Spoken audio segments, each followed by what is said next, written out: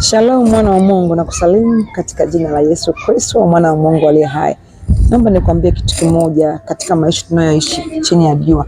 Naomba mchague mtu sahihi kwenye maisha yako au watu sahihi kwenye maisha yako ili uende naye katika zile njia ambazo Mungu amekusudia uende. Naomba tuende kwenye ile kitabu cha Marko sura ya 3 kuanzia mstari wa 13.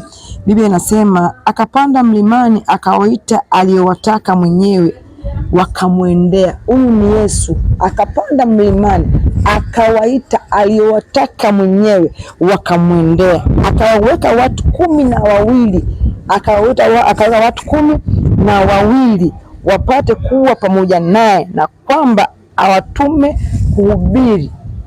Akaweka watu 12 akawatuma kuhubiri. Hao Yesu aliwachagua.